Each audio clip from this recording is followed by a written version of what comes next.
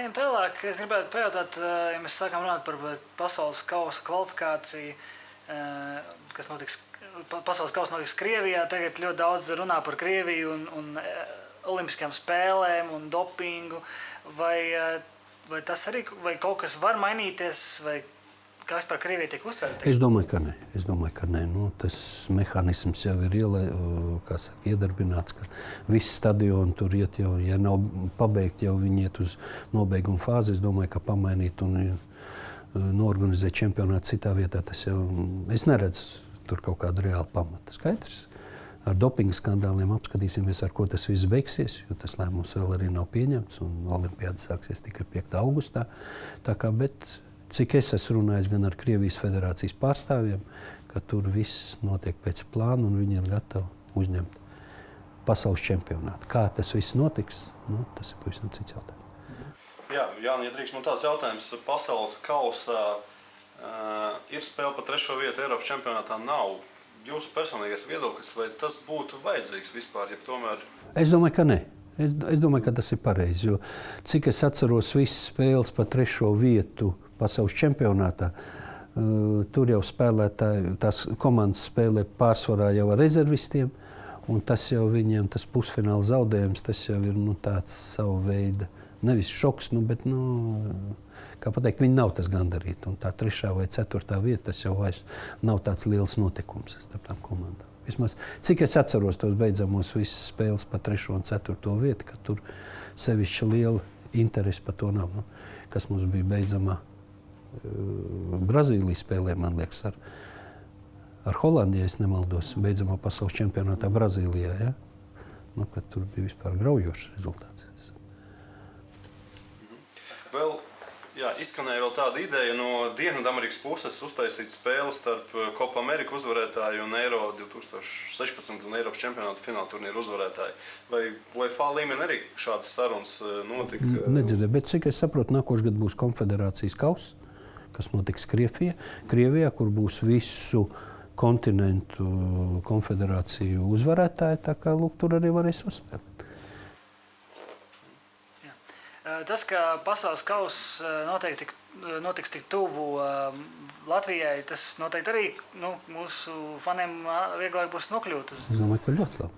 Es domāju, ja mēs domājam par kvalifikāciju uz turieni, kas, protams, ir ļoti grūti, tad mums arī būs priekšrocības. Ja jālido kaut kur, uz Austrāliju, uz Japānu, tie ir pavisam citi izdevumi, gan līdzjutējiem, gan komandām. Bet es domāju, priekš līdzjutējiem, protams, tu vari iesēsties mašīnā, aizbraukt uz Kaļiņģeradu, uz Maskavu, uz Pēterburgu, Varšavu. Kā jums šķiet, cik reāli ir tādam faktam būt, ka mēs iesēdīsimies mašīnās, brauksim uz Kaļiņģeradu vai Pēterburgu vai Maskavu, atbalstīt Latvijas izlasi? Kāpēc gan ne? Es jau katreiz tā optimistiski skatos uz visām tām lietām. Sāksim ciklu, ceru, ka sāksim labi, jācer uz to, un par to arī jādomā, tad dzīvosim, redzēsim. Tas bija tāpat tā kā 2002. gadā, kad mēs sākām mūsu atlases ciklu. Neviens jau pirms tam nedomāja, vai mēs brauksim uz Portugālu vai ne. Tas jau bija tā. Vai jūs atceraties to leģendu par Latvijas 16 gadi futbolā? Ik pēc 16 gadiem notiek kaut kas. Varbūt var izstāstīt? Nē, es pats atceros to lietu. Es atceros 60. gadu, 67. gads, kad spēlēja Smirnovs, Ulmans, Zālīts, Laizāns, kad bija ļoti laba komanda un kad pietrūka 2 vārti, lai tiktu augstākajā līgā. Kad visi rīdzinieki gāja tur pēc spēles un kliedz, lai dzīvo Ulmans un viņa aizsargi, un tas toreiz bija tā iedvesmojošs, ka visi saprat, par ko tiek doma, bet tā kā divdomīgs žests. Pēc tam bija 86. 87. gads, kad Daugava, kur spēlēja Starkovs, Šiķiks, Kaņiševs, Kulakovs, Ševļakovs, šī te komanda Jāņa Skredeļa vadībā, kad pietrūka arī mazliet, lai spēlētu augstākā līgā. Toreiz vienu gadu izdomāja neizšķirt limitu, un otru gadu izdomāja, ka vajag samazināt virslīgā, Krievijas virslīgā. Ne Krievijas Padomju Savienības toreiz dalībnieku skaitu no 18 uz 16. Tā kā žēl, jo toreiz Daugava, ja būtu spēlējis augstākā līgā, nevar zināt, ar ko tas viss būtu. Es domāju, mums tagad būtu stadions ar visiem jumtiem un ar modernām tribīnēm jau toreiz uzcelts. Un pēc tam bija 2004. gads atkal, tas cikls 16, 18 gadi, kad mēs tikām uz Eiropas čempionātā. Tagad, kurā gadā mēs atkal varam gaidīt to. Mums tas ir 20. gads pēc 20. varbūt Eiropas čempionāts pēc tam. Man varbūt tāds jautājums, jums Jāni, ir tiešām ļoti liela pieredze daudz spēļu organizēšanā un tāpat arī fināla turnīros. Tā rezumējot, varbūt šis Eiropas čempionāts Francijā jums personīgi, ja jums būtu jāraksta savu dienas grāmatu, atmiņu grāmatu, kas ir palicis atmiņā, kas ir tie īpašie mirkļi, un vai var uzskatīt, ka līdz šim tas ir vislabāk organizētais Eiropas čempionāts UEFA pieredzē? Nē, es varu salīdzināt, kā jau es arī teicu, mans pirmais Eiropas čempionāts bija 96. gadā, kas notika Anglijā, 16 komandas, un toreiz arī es vienā no intervijām tagad arī devu. Toreiz mums uz visu UEFA oficiālo delegācijas, kas apkalpoja šīs te spēles, bija viens mobilais telefons. Un tas pats piederēja privāti Rumānijas futbola federācijas prezidentam. Jūs tagad varat iedomāties, lai mēs dzīvotu bez mobiliem telefoniem. Viss, bet viss varēja organizēt. Un nekas nebija. Arī bija terorakts, kas bija nevisai patīkams. Tāpat nākošais 2000. gads, kas notika Beļģijā un Holandē, tad tur bija mazas divas valsts. Es domāju, viņš arī bija ļoti labi līmeņa organizēts. Un katrs šīs nākošais čempionāts, tomēr viņš deva kaut ko jaunu, un viņš ir, protams, labāk organizēts un apmeklēts. Un es domāju, ka visi tās stadioni un futbola arēnas, kas notiek, tās pašas fanzonas, kas tagad, neatceros, man liekas, ka iepriekšējā čempionātā, kas notika Ukrainā un Polijā, viņš tika ieviests. Bet viss labākais un viss atmiņā palikošais čempionāts, protams, 2004. gads, kad es biju mūsu delegācijas vadītājs un mēs spēlējām tur ar izlasi.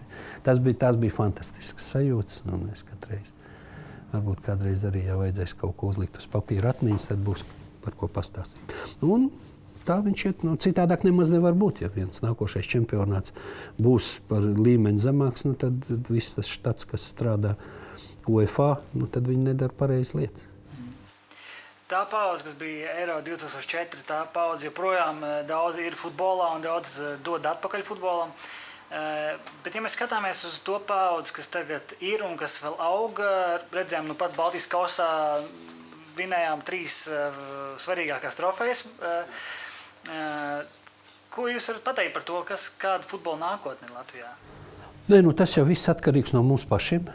Gan no jaunatnes futbola, no pašiem futbolistiem, protams, no viņu vecākiem, no viņu pirmajiem treneriem un treneri, kas strādā ar viņiem ikdienā, tāpat, kur viņi tālāk spēlēs, uz kādu līmeņu, tāpat arī kādi būs mūsu, darbs tieši federācijā ar jauniem talantiem, jo skaidrs būsim realisti. Mēs nekad nebūsim tāda futbola lielvalsts kā Vācija, Francija, Itālija, jeb Spānija, bet mums jābūt ir savai vietai šī te futbola, kā pateikt, ģimene, kuras tagad ir 55 asociācijas.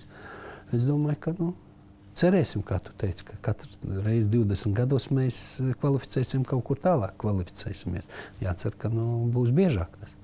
Bet to, ka ir jaunie futbolisti, daudz spēlē labos klubos, jau tagad viņi jau šī vecumā viņi jau notiek pārējais uz šiem te klubiem, uz labiem klubiem. Viss atkarīgs arī no viņiem un kā viņi tur ietīsies. Bet atkal jābūt realistiem, bet to, ka mēs gribam to sasniegt, un jebkurš futbolists to grib, un treneris tāpat arī pirms jebkuras spēles domā tikai par to, kā uzvarēt šo spēli.